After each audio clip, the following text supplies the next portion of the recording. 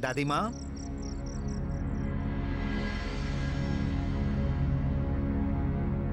क्या बात है चिंटू, चिल्ला क्यों रहे हो? तुम्हारी नौकरी तो सही सलामत है ना? माँ यात्रा की टिकटें मिल रही हैं। मैं पूछ कर आया हूँ। परंतु चिंटू बेटा, बारिश के बाद ही यात्रा करने का तय किया है हमने। आपने ठीक सोचा है चाचा जी। ये देखिए, यात्रा के लिए फल लाया हूँ।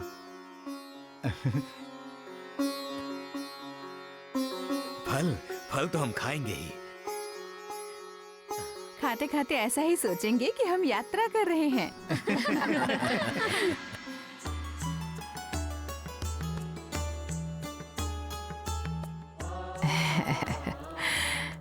चिंटू, शॉल? हाँ दादी माँ, आपको कभी कभी ठंड ना होते हुए भी ठंड लगती है ना। दादी माँ। आज तुम बहुत खुश हो ना चिंटू, और तुम जो अपनी खुशी में हमें शामिल करते हो ना, ये तुम्हारी आदत बहुत अच्छी है बेटा, बहुत अच्छी है।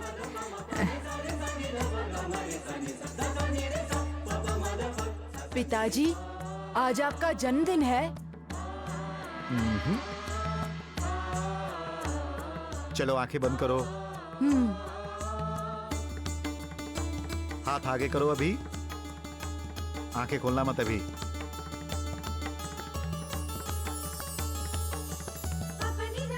पिताजी, नई किताबें। चित्रकला के रंगों की पेटी।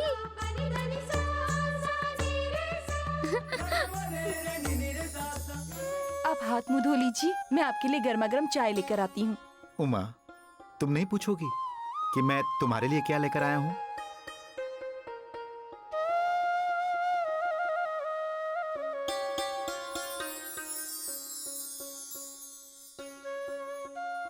अपने लिए क्या लाए हैं आप? कुछ नहीं, मैं तो बस तुम सबके चेहरों पर खुशी देखकर ही खुश हो जाता हूँ। जो दूसरों की अंधेरी राहों में रोशनी के दीप जलाता है, उसका जीवन कभी अंधेरे में नहीं होता, क्योंकि स्वयं मालिक उसके जीवन में समृद्धि की रोशनी फैलाने वाले दीप जलाता है। जो दूसरों के चेहरे पर खुशी देखकर खुश होता है, उसे मालिक कभी दुखी नहीं करता, बल्कि दूसरों को खुशी देने के लिए उसे ज्यादा से ज्यादा प्रोत्साहित करता है। आपकी नौकरी स्थायी हुई क्या? नहीं, तो फिर ये सब खुशी? ये खुशी एक और अवसर मिलने की है। कैसा अवसर? परीक्षा में बैठने का। क्या? हाँ उमा, अगर आने वाली परीक्षा में मैं पास हो जाता हूं तो मेरी नौकरी अस्थायी हो जाएगी और मेरी तरक्की भी हो जाएगी। है ना भगवान हमारे लिए? भगवान सुनता भी और देखता भी है। हाँ भाई, इस दुनिया में भगवान है और तुम्हारे लिए तो पक्के हैं। जब हमें लगता है कि हमारे लिए दुनिया के सारे दरवाजे बंद हो गए हैं, जब निराशा का अंधेरा मन पर छाने लगता है, तब अचानक कहीं से हमें आशा की किरण दिखाई देती है। तो हमें साक्षात्कार होता है कि मालिक है, ईश्वर है, भगवान है। जब दुखों का पहाड़ हम पर गिरता है और हमारा दिल रोता है, तब कोई आकर हमारे आंसू पोंछता है, हमारे घावों पर फूंक मार कर उसे शीतल करता है। तब ऐसा एहसास होता है कि मालिक है। कभी कभी हमारे दिल में ये भावना जोर पकड़ती है कि हम इस दुनिया में अकेले हैं।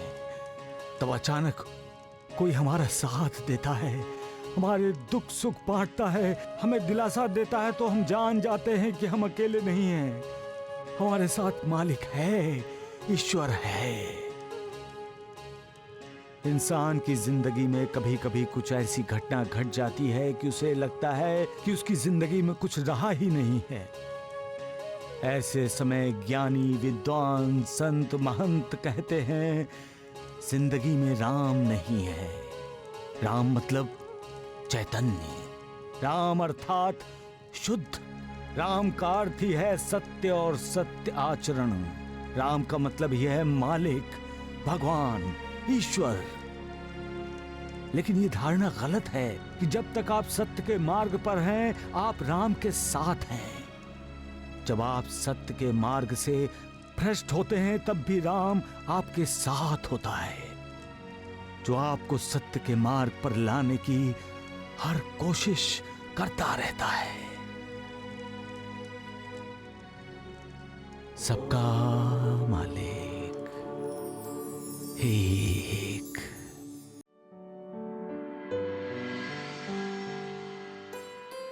जी साहब। चोलकर, ये दासगणु जी हैं। चोलकर, तुम तो कोपिनेश्वर मंदिर के पास ही रहते हो ना? वहां मंदिर में दासगणु जी का कीर्तन है, सुनने जरूर जाना। दासगणु जी साईं बाबा के बहुत बड़े भक्त हैं। साईं बाबा के भक्त? कौन साईं बाबा?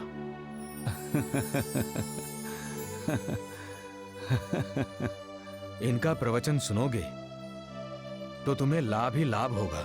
चोलकर जी, आप जरूर आइएगा। आज की हमारी मुलाकात साईं बाबा के आशीर्वाद से हुई है। कोपिनेश्वर मंदिर में मेरा कीर्तन करना, आपका मुझसे मिलना, यह सब साईं बाबा ने तय किया है, मैंने नहीं। क्योंकि जब मैं शिरडी से वापस आ रहा था तो साईं बाबा ने मुझसे बार बार कहा था कि गणु, कोपिनेश्वर मंदिर जाना भूलना मत।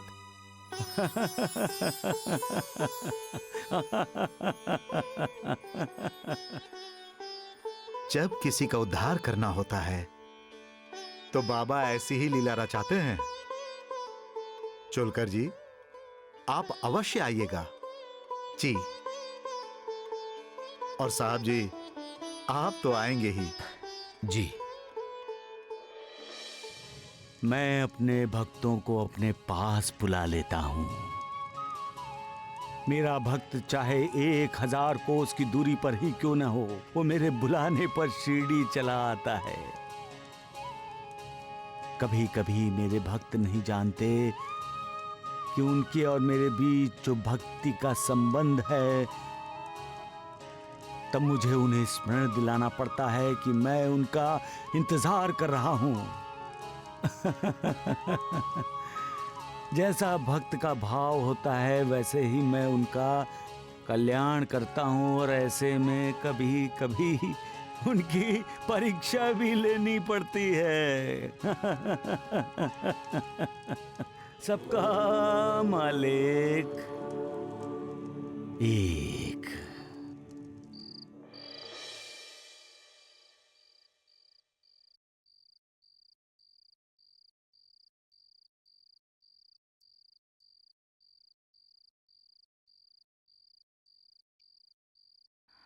आपने साईं बाबा के बारे में सुना है? आज अचानक तुम्हें साईं बाबा क्यों याद आए? उनके बारे में तुम्हें किसने बताया है? मेरे अलावा कौन बताएगा तुम्हें? प्रेरणा तो मेरी ही होगी ना।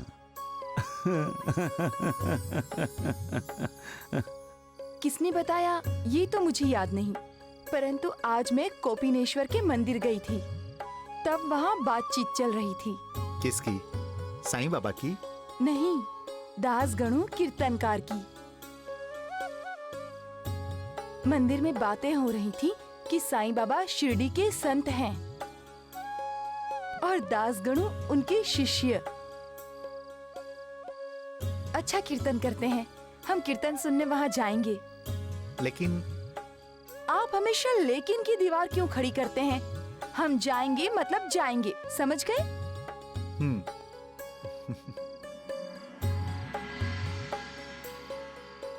मेरे पास तुम्हें तो आना ही पड़ेगा, इससे तुम इनकार नहीं कर सकते, चाहे कितनी भी रुकावटें क्यों ना आए। कुछ रुकावटें तुम्हें हटानी हैं और कुछ मुझे। कड़ू का कीर्तन मेरे पास यानी शिरडी आने की पहली सीढ़ी है। समझ गए? सबका मालिक एक। बोलो सच्चिदानंद सदगुरु साईनाथ महाराज की जय।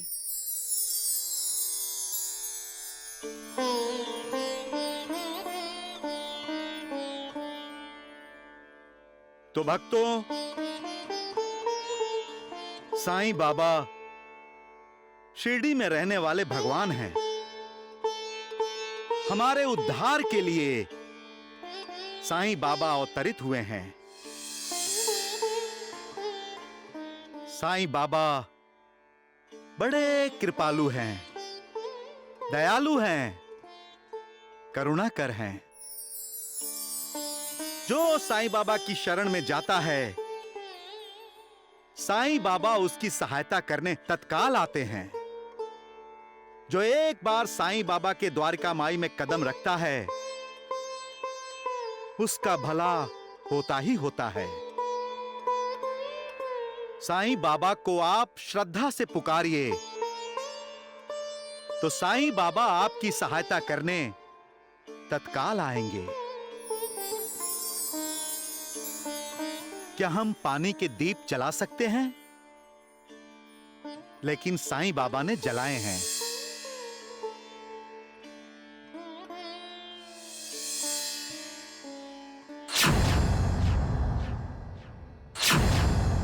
सबका मालिक एक।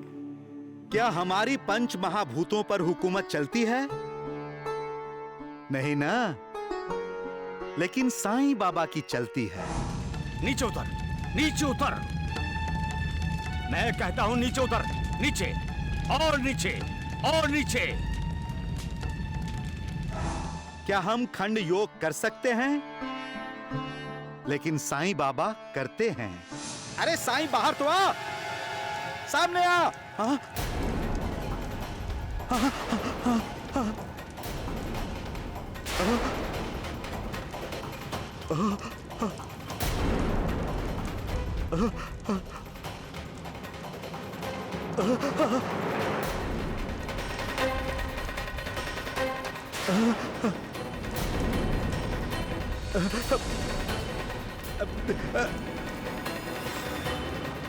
ये क्या देख रहा हूं मैं? अरे अरे, लगता है किसी ने साईं बाबा की हत्या की है और इस वक्त तो मैं यहां पर अकेला हूं। साईं बाबा की हत्या का आरोप मुझ पर लगेगा।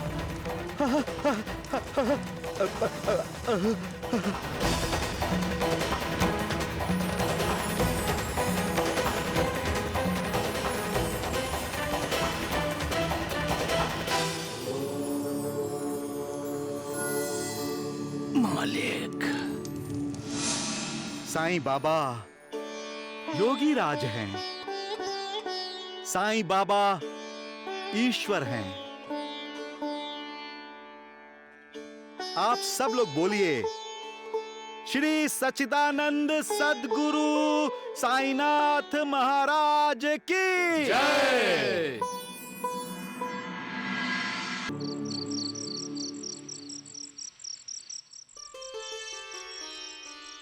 साईं बाबा शिरडी में रहने वाले भगवान हैं। हमारे उद्धार के लिए साईं बाबा अवतरित हुए हैं।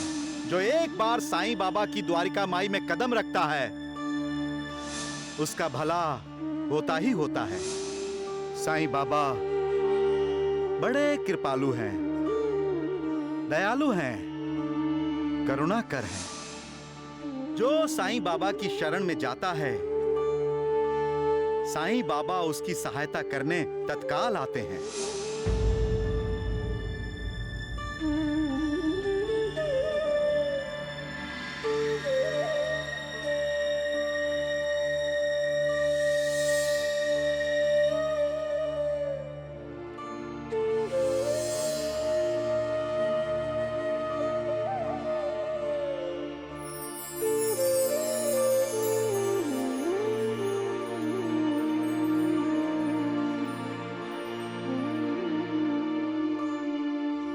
क्या सोच रहे हो?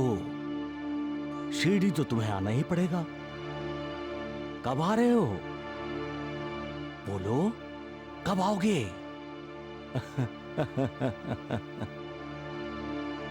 ये मत भूलो कि मैं तुम्हारा इंतजार कर रहा हूं। मालिक।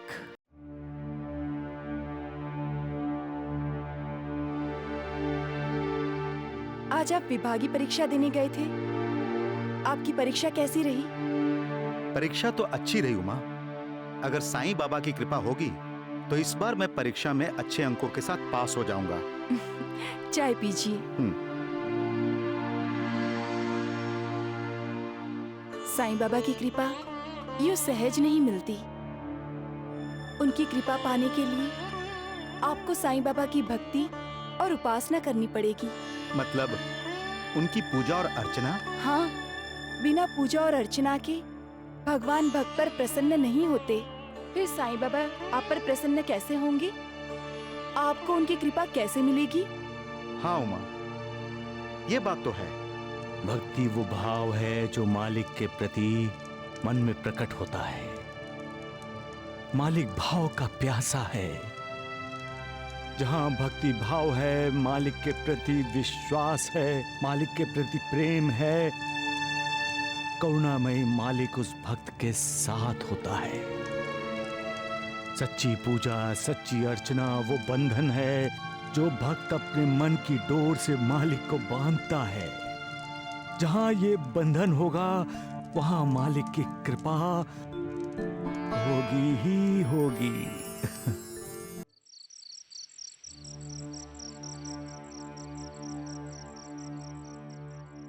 रात हो गई जी, आप सोए नहीं?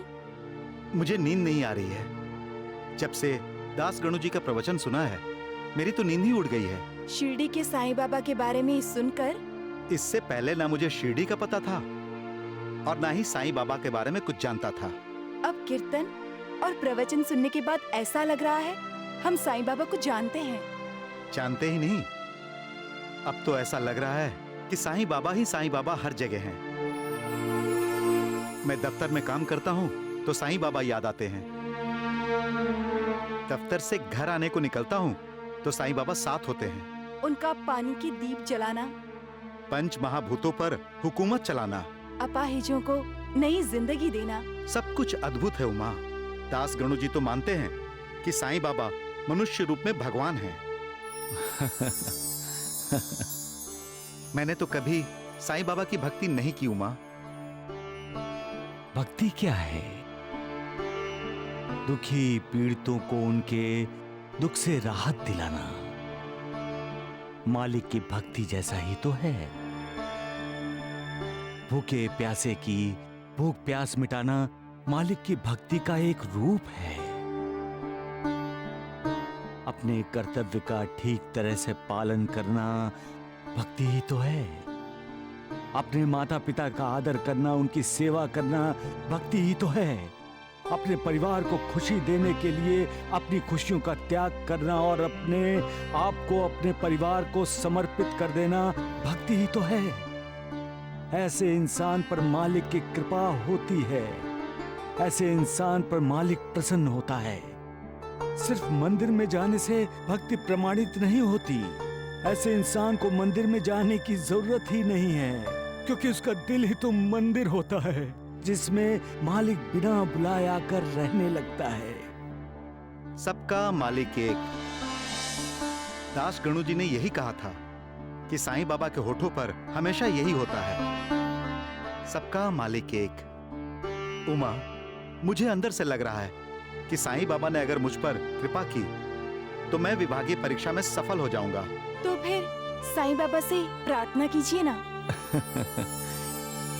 करो करो, अपनी पत्नी की सुनते क्यों नहीं हो?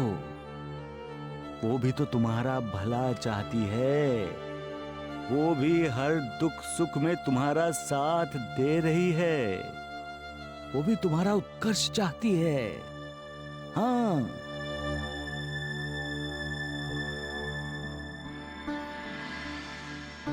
साईं बाबा, अगर मैं विभागीय परीक्षा में उत्तीर्ण हो गया तो मेरी जिंदगी के सारे प्रश्नों के उत्तर तो मुझे नहीं मिलेंगे, परंतु कुछ प्रश्नों के उत्तर तो मुझे अवश्य मिल जाएंगे। मैं नौकरी में अस्थायी हो जाऊंगा और मेरी तनख्वाह बढ़ जाएगी और मैं अपने परिवार की छोटी मोटी जरूरतें पूरी कर पाऊंगा। साईं बाबा, मुझे अपने लिए कुछ नहीं चाहिए, कुछ नहीं, बस अपने परिवार के लिए छोटी मोटी खुशियां खरीदनी है मुझे। उसके लिए आपका आशीर्वाद चाहिए। दास गणु जी तो आपको भगवान मानते हैं साईं बाबा। मैं आपकी शरण में आया हूं और मैं आपसे वादा करता हूं, अगर मैं परीक्षा में सफल हो गया तो आपके दर्शन करने मैं शिरडी अवश्य आऊंगा। कृपा कीजिए साईं बाबा, कृपा कीजिए।